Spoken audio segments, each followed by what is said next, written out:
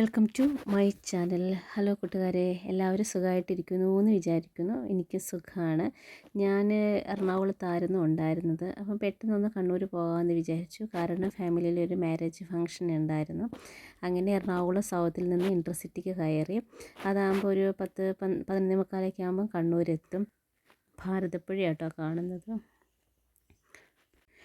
കണ്ണൂർ ഒരു മലയോര പ്രദേശമാണ് ഞങ്ങളുടെ വീട് ഇരിക്കുന്നത്. എൻ്റെ വീട് ശരിക്കും പറഞ്ഞാൽ ശ്രീകണ്ഠാപുരമാണ്. ഹസ്ബൻഡിൻ്റെ വീട് ചന്ദനക്കാമ്പാറയാണ്. ഞങ്ങളങ്ങനെ അന്ന് നേരെ ചന്ദനക്കാമ്പാറയിലോട്ടാണ് പോയത്. ചന്ദനക്കാമ്പാറ എത്തി. ഞാൻ കൂടുതലും ചെന്ന് കഴിഞ്ഞാൽ ഹസ്ബൻഡിൻ്റെ ബ്രദറിൻ്റെ വീട്ടിലായിരിക്കും. ഞങ്ങളുടെ വീട്ടിലങ്ങനെ ആരും ഉണ്ടാവാറില്ല. ഞാൻ ഹസ്ബൻഡ് എറണാകുളത്താണല്ലോ. ചെന്നപാട് എനിക്ക് തോന്നി ഒരു കൊക്കോ കഴിക്കണമെന്ന്. അങ്ങനെ ചേച്ചിയോട് പറഞ്ഞു. ചേച്ചി ഞാനും കൂടെ പറമ്പിലോട്ടൊക്കെ ഇറങ്ങി. എന്നിട്ട് ചേച്ചി എനിക്കൊരു പഴുത്ത കൊക്കോ പറിച്ചു തന്നു. ഭാഗ്യത്തിന് നോക്കിയപ്പോൾ ഒന്നേ ഉണ്ടായിരുന്നുള്ളൂ. കുറേയൊക്കെ ഈ മരപ്പെട്ടിയൊക്കെ വന്ന് കഴിച്ചിട്ടുണ്ടായിരുന്നു. എന്തായാലും ഞാൻ പറഞ്ഞു തീരേണ്ട താമസം അപ്പം തന്നെ ചേച്ചി എനിക്ക് പറിച്ചു തന്നു. ചേച്ചിക്കറിയാം, ഞാൻ എപ്പോഴും ചെല്ലുമ്പോൾ പറയാറുണ്ട് എനിക്കത് വേണമെന്ന്. പറിച്ച് തരാറുമുണ്ട് കേട്ടോ. ചിലതൊക്കെ ഇങ്ങനെ ഉണങ്ങിയൊക്കെ പോയിട്ടുണ്ടായിരുന്നു. ചേട്ടൻ എന്തായാലും രാവിലെ റബ്ബറൊക്കെ വെട്ടി വെച്ചിട്ടുണ്ട് ഗൈസ്. അവിടെ ചെന്നാൽ പിന്നെ എൻ്റെ പണി ചേച്ചി എന്തൊക്കെ പുതിയ പുതിയ ചെടികളൊക്കെ വെച്ചിട്ടുണ്ടെന്നൊക്കെ നോക്കും. ചേച്ചിക്ക് ചെടി ഭയങ്കര ഇഷ്ടം. എവിടെയെങ്കിലും പോയിട്ടൊക്കെ വരുമ്പോൾ നല്ല ചെടികളൊക്കെ കാണുമ്പോൾ വാങ്ങിച്ചുകൊണ്ട് വരും. അതൊക്കെ നല്ല ഭംഗിയായിട്ട് അറേഞ്ച് ചെയ്യും. എന്നിട്ട് എനിക്കിഷ്ടമുള്ളതൊക്കെ ഞാൻ വരുമ്പം അതിൽ നിന്ന് ഓരോ കഷ്ണമൊക്കെ എടുത്തുകൊണ്ടൊക്കെ വരും. വിത്തും പൂവും കായും എന്താണോ വളരുന്നത് അതൊക്കെ എടുത്തുകൊണ്ട് വരുന്നതിൻ്റെ പതിവാണ്. എറണാകുളത്ത് കൊണ്ട് പിടിപ്പിക്കും. ഈ ചെടി നല്ല രസമില്ല. ഇത് ഇങ്ങനെ നീളത്തിൽ ചേച്ചി അവിടെ നട്ടു പിടിപ്പിച്ചിട്ടുണ്ട്. അതിനകത്തൊരു ചെറിയ റെഡ് കളർ പൂവൊക്കെ ഉണ്ട്. പിന്നെ അത് കഴിഞ്ഞ് ചുമ്മാ പറമ്പിലോട്ടൊക്കെ വന്ന് ഇറങ്ങി. ഇത് കണ്ടോ, ഈ പന്നിയും കുരങ്ങൊക്കെ വന്ന് ഈ തേങ്ങയൊക്കെ മുഴുവൻ തിന്നും. നമ്മളെക്കാൾ നന്നായിട്ട് പന്നി തേങ്ങയൊക്കെ പൊതിച്ച് വെക്കും കേട്ടോ. ഇതെപ്പോഴോ വീണതാണ്. ഇത് കണ്ടപ്പം ഞാനത് എടുത്ത് നിങ്ങൾക്ക് കാണിച്ചു എന്നേ ഉള്ളൂ. ഇപ്പം നല്ല ചൂടൊക്കെ തുടങ്ങിയിട്ടുണ്ട് അവിടെ. രാവിലെ നല്ല കാറ്റൊക്കെയാണ്. ചുമ്മാ തെങ്ങിൻ തോട്ടത്തിലൂടെ ഇങ്ങനെ നടന്നു. തേങ്ങയൊന്നും ഇപ്പോൾ ഇല്ല. കാരണം കുരങ്ങ് വന്നിട്ട് നിറച്ചും ഇതൊക്കെ തിന്നും. എന്താ പറയുക, കരിക്കേ തിന്ന് കളയും. പിന്നെ ഇപ്പോൾ തേങ്ങ ഉണ്ടാവില്ല. അവിടെ ഒരു അടിപൊളി നൈസായിട്ടൊരു പാറയുണ്ട്. അതിൻ്റെ മുകളിൽ കയറിയിരുന്ന് താഴോട്ട് നോക്കാൻ നല്ല രസമാണ്. ഇങ്ങനെ ശരിക്കൊരു മല പോലെയാണ്. ഇങ്ങനെ മേലെ കയറിയിട്ട് താഴോട്ട് നോക്കുമ്പോൾ നല്ല രസമാണ് കാണാൻ വേണ്ടിയിട്ട്. പിന്നെ ഇവിടെ ഓരോ എന്താ പറയുക, കരിങ്കല്ല് കൊണ്ട് ഇങ്ങനെ ഓരോ കയ്യാല കെട്ടിയിട്ടുണ്ട്. കയ്യാലയിൽ സ്റ്റെപ്പൊക്കെ ഉണ്ടാവും കേട്ടോ. നമുക്ക് താഴോട്ടൊക്കെ സൂക്ഷിച്ച് ഇറങ്ങി വരാൻ വേണ്ടിയിട്ടാണത്.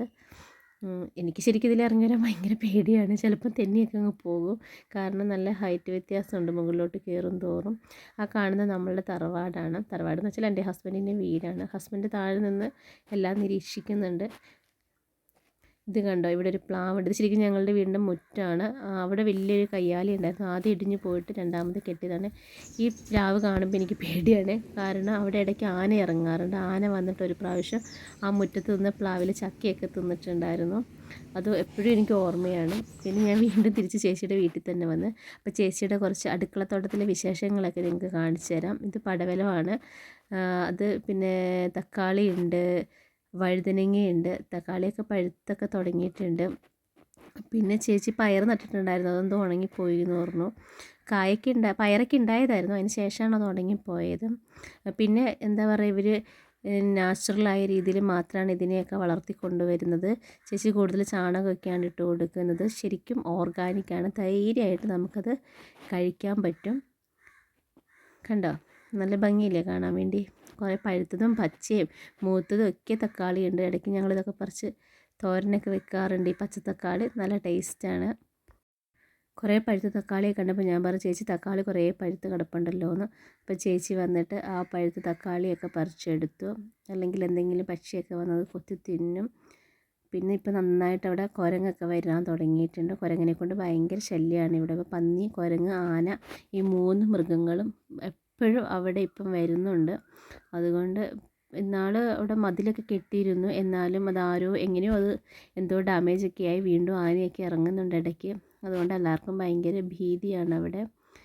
പ്രകൃതിരമണീയമായ സ്ഥലമൊക്കെയാണ്. പക്ഷേ ഇങ്ങനെയൊക്കെയുള്ള വന്യമൃഗങ്ങളുടെ ശല്യം കൊണ്ടൊക്കെ ഒരുപാട് ആൾക്കാർ അവിടെ നിന്ന് ഇപ്പം വിറ്റ് ടൗണിലോട്ടൊക്കെ ഇറങ്ങിപ്പോയി. ഇത് ഒരുപാട് നീളമുള്ളതല്ല, എന്നാലും നല്ലതല്ല. ഇടയ്ക്കിടയ്ക്ക് നമുക്ക് ഇഷ്ടമുള്ള കറിയൊക്കെ വെക്കാൻ വേണ്ടി നമ്മളെ വീട്ടിൽ തന്നെ കുറച്ച് പച്ചക്കറിയൊക്കെ ഉള്ളത് നല്ലതാണ്. പിന്നെ ഇവിടെ ചെറിയതായിട്ട് പാവലൊക്കെ നട്ടിട്ടുണ്ടായിരുന്നു. പിന്നെ ഇവിടെ ഒരു യെല്ലോ കളർ കാട് കണ്ടോ, അത് ചേച്ചിയുടെ മോള് അവളുടെ പണിയാണ് അതൊക്കെ. അത് വേറെ ഒന്നിനുമില്ല, നമ്മൾ എന്തെങ്കിലുമൊക്കെ ഇങ്ങനെ പച്ചക്കറിയൊക്കെ നടുമ്പോൾ ഒരുപാട് പ്രാണികൾ, ഈച്ചകൾ അതിൻ്റെയൊക്കെ ശല്യം ഉണ്ടാവും. അപ്പോൾ അതൊന്നും വരാതിരിക്കാൻ വേണ്ടിയിട്ടാണത്. അപ്പോൾ ആ പ്രാണിയൊക്കെ അതിൽ സ്റ്റിക്കായിക്കോളും. പിന്നെ ചേച്ചിയുടെ പച്ചമുളകുണ്ട്, വഴുതനങ്ങയുണ്ട്, അതിൻ്റെ കുറച്ചപ്പുറത്തായി ശംഖുപുഷ്പമുണ്ട്. ചേച്ചി ഇതൊക്കെ ഭയങ്കര കഷ്ടപ്പെട്ട് നോക്കുന്നത്. ചുമന്ന ചീരയാണ്, നല്ല കളറുള്ള വഴുതനങ്ങ, പർപ്പിൾ കളറാണ്. പച്ചച്ചീരയുണ്ട്, ചുമന്ന ചീരയുണ്ട്, ക്യാബേജ് നട്ടിട്ടുണ്ട്, പിന്നെ പപ്പായ നട്ടിട്ടുണ്ട്. ഒരു പപ്പായയൊക്കെ ഉണ്ടെങ്കിൽ നമുക്ക് എപ്പോഴും ഒരു കറിയായല്ലേ. അങ്ങനെ ഗ്രോ ബാഗിലാണ് ചേച്ചി കൂടുതലും പച്ചക്കറിയൊക്കെ നട്ടിട്ടുള്ളത്. ഈ യെല്ലോ കാർഡിനെ പറ്റി നേരത്തെ പറഞ്ഞല്ലോ, നിങ്ങൾക്കത് മനസ്സിലായി എന്ന് വിചാരിക്കുന്നുണ്ട്. ഇത് ചെറിയ ചീരയാട്ടോ. ഇതിൻ്റെ ഇലയും നമുക്ക് തോരൻ വെക്കാൻ പറ്റും. ചീരകൾ കുറേ തരത്തിലുണ്ടല്ലോ, അതിലൊരു ചീരയാണത്. ഈ ചെടി നല്ല ഭംഗിയില്ലേ കാണാൻ, നല്ലൊരു ബ്ലൂ കളർ ഫ്ലവറാണ്. ചേച്ചി ഇത് എവിടുന്നോ വാങ്ങിച്ചു കൊണ്ട് വെച്ചതാണ്. എപ്പോഴും നിറച്ചും ഇങ്ങനെ പൂവായിട്ടിരിക്കും. ഇതൊരു തെങ്ങിൻ്റെ തടി കൊണ്ട് വെച്ചിട്ട് ചേച്ചി 10 മണി പ്ലാന്റ് അറേഞ്ച് ചെയ്ത് വെച്ചേക്കുന്നതാണ്. അപ്പോൾ അതിങ്ങനെ താഴോട്ട് ഇങ്ങനെ തൂങ്ങിക്കിടക്കും. നല്ല ഭംഗിയുണ്ട് കാണാൻ വേണ്ടി. എപ്പോഴും നിറച്ചും പൂവുണ്ടാവും. ഇത് ആഫ്രിക്കൻ മല്ലിയാട്ടോ. ചില ആൾക്കാർക്കൊക്കെ ഇതറിയാം. ഇതൊരു പ്രത്യേകതരം ചീരയാണ്. അതിന് വേറെന്തൊരു പേരുണ്ട് അതിന്. ഷുഗറിനൊക്കെ യൂസ് ചെയ്യുന്ന ഈ കാണുന്ന ചേമ്പ് കണ്ടോ, ഇത് ഇനി കിഴങ്ങുണ്ടാവില്ല, ഇല മാത്രമേ ഉണ്ടാവുള്ളൂ. ആ ഇല തോരൻ വെക്കുക, നല്ല ടേസ്റ്റാണ്. എല്ലാവരും അത് നമ്മളവിടെയൊക്കെ കറി വെക്കുന്നതാണ്. പിന്നെ ഇവിടെ ചേച്ചി മത്ത നട്ടിട്ടുണ്ട്. മത്തയുടെ സൈഡിലുള്ളതും ആ കുറ്റിച്ചീര കേട്ടോ. അതിലെ ഇലയൊക്കെ പറിച്ച് കറി വെക്കണതാണ് നമ്മൾ. പിന്നെ ഇതാണ് ചായാമനസ്, നേരത്തെ ഞാൻ കാണിച്ചിട്ടുണ്ടായിരുന്നു. കപ്പളച്ചീര എന്നും അതിന് പറയും. അത് ഷുഗറുകാർക്ക് വേണ്ടി യൂസ് ചെയ്യുന്നത്. പക്ഷേ ശ്രദ്ധിക്കണം, ആ ചീര എടുക്കുമ്പോൾ ഒരു 20 മിനിറ്റെങ്കിലും നമ്മൾ ബോയിൽ ചെയ്ത് വേണം കഴിക്കാൻ വേണ്ടി. വീണ്ടും ഈ 10 മണി ചെടി കാണുമ്പോൾ ഇടയ്ക്കിടയ്ക്ക് എനിക്ക് അതിൻ്റെ അടുത്തോട്ട് പോയി നിൽക്കാൻ തോന്നും. നല്ല ഭംഗിയുണ്ട് അത് കാണാൻ. പിന്നെ എന്തൊക്കെയോ ചെടികളൊക്കെ ചേച്ചി അവിടെ നട്ടിട്ടുണ്ട്. അതൊരു വലിയ മാവാട്ടോ. ഇപ്പം നിറച്ച് മാങ്ങയൊക്കെ ആയിട്ടുണ്ട്. പിന്നെ കല്യാണ ഫംഗ്ഷൻ ഞങ്ങൾക്ക് വൈകുന്നേരമായിരുന്നു, 5 മണിക്കായിരുന്നു. പിന്നെ വൈകുന്നേരം ആയപ്പം ഞങ്ങളെല്ലാവരും കൂടെ കല്യാണത്തിനൊക്കെ പോയി. ഹസ്ബൻഡിൻ്റെ സിസ്റ്ററിൻ്റെ മോളുടെ കല്യാണമായിരുന്നു. അങ്ങനെ കല്യാണം ദൈവാനുഗ്രഹത്തിൽ വളരെ മനോഹരമായിട്ട് നടന്നു. പൈസക്കിരിയിലായിരുന്നു കല്യാണം, ദേവമാതാ ചർച്ചിലായിരുന്നു കല്യാണം. പിന്നെ അവിടുത്തെ കല്യാണത്തിനുള്ള ഒരുക്കങ്ങളൊക്കെ അടിപൊളിയായിരുന്നു. ഏത് ഇവൻറ്റ് മാനേജ്മെൻറ്റ് ചെയ്തതെന്ന് എനിക്കറിയില്ല, എന്നാലും നൈറ്റിലെ ഫംഗ്ഷൻ ആയിരുന്നതുകൊണ്ട് നല്ല കളർഫുള്ളായിട്ട് തോന്നി. നല്ല ഭംഗിയുണ്ടായിരുന്നു അവിടെ.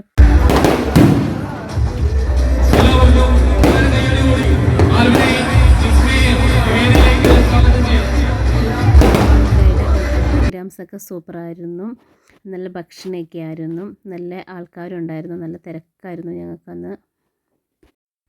ഒരുപാട് നേരം വെടിക്കെട്ടുകളൊക്കെ ഉണ്ടായിരുന്നു. അത് എന്താ പറയുക, കൂടുതൽ മനോഹരമാക്കി. എല്ലാവരുടെയും ശ്രദ്ധ അങ്ങോട്ട് പോയി. പല നിറത്തിലും വ്യത്യസ്തമായ സൗണ്ടിലൊക്കെ ആയിട്ട് നല്ല രസമായിരുന്നു അത് കാണാൻ വേണ്ടിയിട്ട്. അത് തന്നെ എല്ലാവരും നോക്കി കുറേ നേരം ആസ്വദിച്ച് നിന്നു.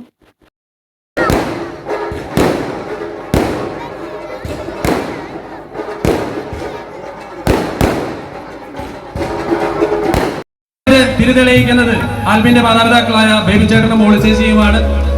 അവരും ഇവിടെ തിരിതെളിയിച്ചുകൊണ്ടിരിക്കുകയാണ്.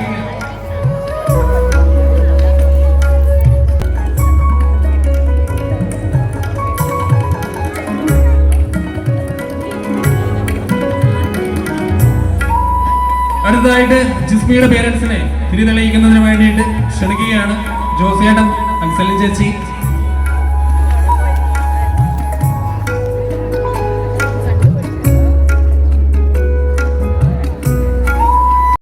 ഈവൻറ്റ് മാനേജ്മെൻറ്റിൻ്റെ വർക്ക്സൊക്കെ അടിപൊളിയായിരുന്നു. നല്ല ഡെക്കറേഷൻസൊക്കെ ആയിരുന്നു. പിന്നെ എൻ്റെ കോസ്റ്റ്യൂം ഇതായിരുന്നു. ഞാൻ സാരിയാണ് ഉടുത്തത്. ആദ്യം ഗൗൺ ഇടാനായിരുന്നു എൻ്റെ പ്ലാന്. പിന്നെ ഞാനങ്ങ് സാരി ആക്കി. പിന്നെ ഇതാണ് ഞാൻ എപ്പോഴും പറയുന്നത്, ചേച്ചിയുടെ മുഖം കാണിക്കണ്ടെന്ന് പറഞ്ഞതുകൊണ്ട് ഞാൻ ജസ്റ്റ് ഹൈഡ് ചെയ്തതാണ് ഗൈസ്. കല്യാണം കഴിഞ്ഞ് ഞാൻ പിന്നെ എൻ്റെ വീട്ടിലോട്ട് പോയി. അന്ന് പോയില്ല, പിറ്റേ ദിവസം രാവിലെ പോയി. അനിയത്തി വീട്ടിലുണ്ടായിരുന്നു. അമ്മ ചേമ്പൊക്കെ പുഴുങ്ങി തന്ന്. അമ്മ എനിക്ക് വേണ്ടി 2 ചേമ്പ് അവിടെ വെച്ചിട്ടുണ്ടായിരുന്നു. അമ്മ പറഞ്ഞു എൻ്റെ മോള് വരുമ്പം കൊടുക്കാനുള്ളതാണെന്ന് പറഞ്ഞു. അങ്ങനെ അമ്മേനെ ഞാൻ സഹായിച്ചു. ഞാനും അനിയത്തിയുടെ കുട്ടനും കൂടെ ചേമ്പ് തകൃതിയായിട്ട് ഇങ്ങ് പറിച്ചെടുത്തു. ചേമ്പ് എനിക്ക് ഭയങ്കര ഇഷ്ടമാണ്. ഇത് ചീമച്ചേമ്പാണ്. പിന്നെ ഞങ്ങളതൊക്കെ പുഴുങ്ങി കഴിച്ചു. അന്ന് രാത്രി ഞാൻ സ്റ്റേ ചെയ്തു. സിസ്റ്റർ പ്രഗ്നൻ്റാണ്. അപ്പോൾ അവൾക്ക് എന്നെ കാണണം എന്ന് കുറേ ദിവസമായി പറഞ്ഞു. അതുപോലെ തന്നെ ഗ്രാൻഡ്മയും. അങ്ങനെ ഞാൻ അവിടെ സ്റ്റേ ചെയ്തിട്ട് രാവിലെ തിരിച്ച് എറണാകുളത്തോട്ട് പോന്നു. അമ്മ അത് വെറുതെ നട്ടതാട്ടോ. ഒരുപാട് ആഴത്തിൽ വലിയ കുഴി എടുത്തിട്ടൊന്നും നട്ടതൊന്നും ആയിരുന്നില്ല. ടെക്നിക്കൽ നടലൊന്നും ആയിരുന്നില്ല. പക്ഷേ എന്തോ അമ്മയുടെ കൈയുടെ ഗുണം കൊണ്ടായിരിക്കും അതിനകത്ത് ഒത്തിരി കിഴങ്ങുണ്ടായിരുന്നു. നല്ല ചേമ്പായിരുന്നു, നല്ല നീളമൊക്കെ ഉണ്ടായിരുന്നു. നല്ല ടേസ്റ്റുള്ള ചേമ്പാട്ടോ അത്. എന്താണെങ്കിലും അതിൽ നിന്ന് ഞങ്ങൾക്ക് കുറേ കഷ്ണം കിട്ടി. പിന്നെ ഞാൻ മമ്മട്ടി വെച്ചൊന്ന് ഇളക്കി നോക്കിയിട്ടുണ്ടായിരുന്നു. അപ്പോൾ 1-2 കഷ്ണങ്ങൾ മുറിഞ്ഞു പോയിട്ടുണ്ടായിരുന്നു. എനിക്കും ചേമ്പ് ഭയങ്കര ഇഷ്ടമാണ്, പ്രത്യേകിച്ച് ഇങ്ങനത്തെ ചേമ്പ്. ഇത് നല്ല രസമാണ് തിന്നാൻ വേണ്ടിയിട്ട്. അപ്പോൾ ഇത് പറിച്ച് കഴിഞ്ഞപ്പോൾ അമ്മ പറഞ്ഞു ഇത് കുറച്ചേ ഉള്ളൂ, നമുക്ക് ഒരു ചേമ്പും കൂടെ പറിക്കാമെന്ന് പറഞ്ഞു. അങ്ങനെ വേറൊരു ചേമ്പും കൂടെ ഞാനും അനിയത്തിയുടെ മോനും കൂടെ വൃത്തിയായിട്ട് വീണ്ടും അത് പറിച്ചെടുത്തിട്ടുണ്ട്. അങ്ങനെ ഞങ്ങൾക്ക് അത്യാവശ്യം ചേമ്പ് പറിച്ച് പെട്ടെന്ന് തന്നെ അമ്മയുടെ കൈ കൊണ്ട് കൊടുക്കണം. അപ്പം വേഗം അമ്മ പുഴുങ്ങിത്തരും, നമുക്കത് സന്തോഷത്തോടെ ഇരുന്ന് കഴിക്കാം. അമ്മ പെട്ടെന്ന് ചേമ്പൊക്കെ പുഴുങ്ങി തന്നു, ഞാനതൊക്കെ കഴിച്ചു. പിന്നെ അന്ന് അങ്ങനെ ഞാൻ വീട്ടിൽ സ്റ്റേ ചെയ്തു. നെക്സ്റ്റ് ഡേ തന്നെ തിരിച്ച് എറണാകുളത്തോട്ട് വന്നു, കാരണം എനിക്ക് ഡ്യൂട്ടിക്ക് വരണമായിരുന്നു. അങ്ങനെ രാവിലെ തന്നെ എന്നെ ഫാദർ റെയിൽവേ സ്റ്റേഷനിൽ കൊണ്ടുവിട്ടു. അവിടുന്ന് എനിക്കൊന്ന് ഷൊർണൂർ ട്രെയിനാണ് കിട്ടുക, എങ്കിലും ഞാൻ കയറി ഇങ്ങോട്ട് പോന്നു. പിന്നെ ഷൊർണൂർ എന്ന് ഇറങ്ങിക്കഴിഞ്ഞിട്ട് എറണാകുളത്തേക്ക് കുറച്ച് ലേറ്റായിട്ട് ട്രെയിൻ ഉണ്ടായിരുന്നുള്ളൂ. എങ്കിലും ഞാൻ അവിടെ പോസ്റ്റായിട്ട് നിന്നു. എന്നാലും ഞാൻ വൈകുന്നേരം ആയപ്പോഴത്തേക്ക് ആലുവയിൽ വന്നിറങ്ങി. എൻ്റെ സ്വന്തം സ്ഥലം ആലുവയാണ് ഇവിടെ വന്നു കഴിഞ്ഞാൽ. കാരണം ആലുവയിൽ ഇറങ്ങിയിട്ട് വരാപ്പുഴയ്ക്ക് വരുന്നതായിരിക്കും കുറച്ചും കൂടെ ബെറ്റർ.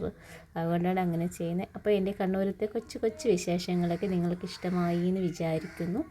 എൻ്റെ വീഡിയോ ഇഷ്ടപ്പെട്ടാൽ ലൈക്ക് ചെയ്യാനും സബ്സ്ക്രൈബ് ചെയ്യാനും മറന്നു പോകരുത്. അതുപോലെ നിങ്ങളുടെ അഭിപ്രായങ്ങളൊക്കെ എന്നെ അറിയിക്കണം. Okay, bye guys.